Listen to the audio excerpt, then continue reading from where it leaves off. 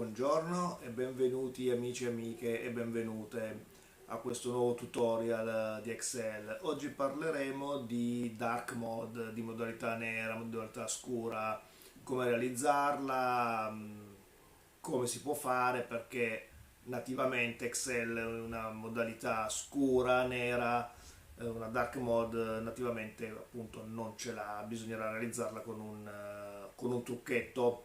Prima di andare a vedere la Dark Mode, vi ricordo che questo tutorial fa parte di un gruppo di tutorial che compone un corso completo di Excel, e quindi se uno vuole seguirsi tutto il corso potrebbe essere una cosa buona iscriversi al canale, così si seguono tutti i tutorial in tranquillità. Detto questo, andiamo a vedere come realizzare questa dark mode. Allora, questa è la nostra schermata iniziale, quella di lavoro,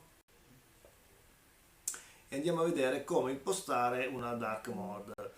Intanto possiamo dire che perché può essere utile utilizzare una modalità scura, perché come vedete la schermata di lavoro di Excel è una schermata molto bianca, completamente bianca, e questo potrebbe a lungo dare fastidio agli occhi. Quindi se uno ci passa veramente molte ore della giornata potrebbe avere la vista un po' affaticata. Infatti altri programmi come quelli di tipo AutoCAD, quindi per il disegno, hanno uno sfondo completamente scuro e poi il disegno è disegnato in bianco. Stessa cosa per i programmatori, hanno uno sfondo nero e scrivono in bianco, proprio perché loro passano veramente tantissimo tempo davanti a uno schermo.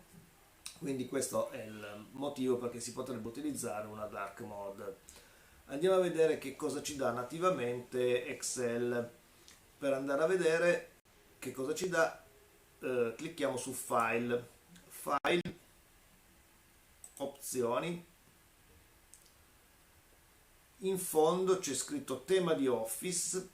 Noi clicchiamo qui sul tema di Office e mettiamo ad esempio nero. Clicchiamo su OK ed ecco fatto. Tutto quello che Excel nativamente fa è questo, cioè fa scuro la parte diciamo delle barre, ma lascia completamente bianche la parte di inserimento dati, questo qui. Quindi diciamo adesso siamo è una mezza funzione, voglio dire, perché comunque questa parte qui c'è una parte molto nera, una parte molto bianca, quindi potrebbe forse anche dare più fastidio, dipende un po' dalle persone. Andiamo a vedere cosa si può fare. File, opzioni.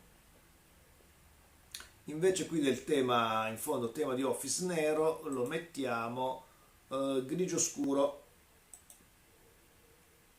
Ok, ed ecco cosa cambia. Cambia veramente poco, ha solo scurito diciamo queste parti qui, ma rimane completamente bianco tutto il resto. Per realizzare una modalità scura completa bisogna ricorrere a un piccolo trucco, uno stratagemma.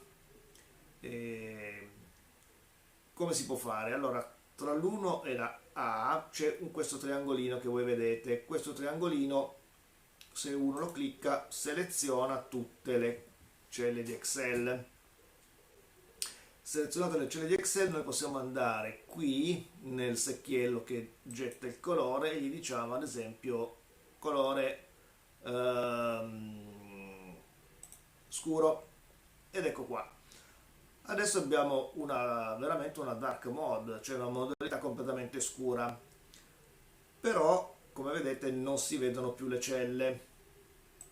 Possiamo sempre scriverci ovviamente 1, 2, 3, poi andiamo su quest'altra 4, 5, 6 e così via.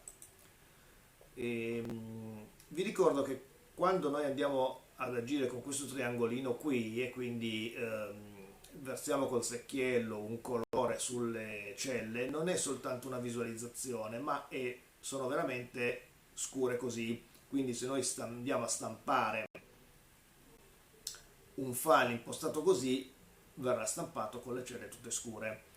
Quindi eventualmente potrebbe essere solo una visualizzazione di lavoro, ma poi quando dobbiamo andare a stamparlo, comunque dobbiamo passare il nostro file a altre persone, bisogna resettarlo. Allora, come si può migliorare questa situazione? Si seleziona di nuovo tutte le caselle, gli si dice ad esempio il colore bianco. Allora, ad esempio qui, ad esempio, scriviamo già in bianco.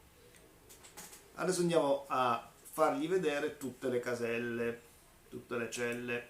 Selezioniamo tutte, andiamo qui, andiamo a vedere tutti i bordi e automaticamente i bordi delle caselle sono stati visualizzate. Vi voglio far vedere ancora una cosa. Questo è disegno bordo. Si può impostare anche, diciamo, un colore differente rispetto al bianco. Quindi qui così abbiamo realizzato una modalità scura. Per oggi il tutorial finisce qui. Un saluto e vi aspetto al prossimo tutorial.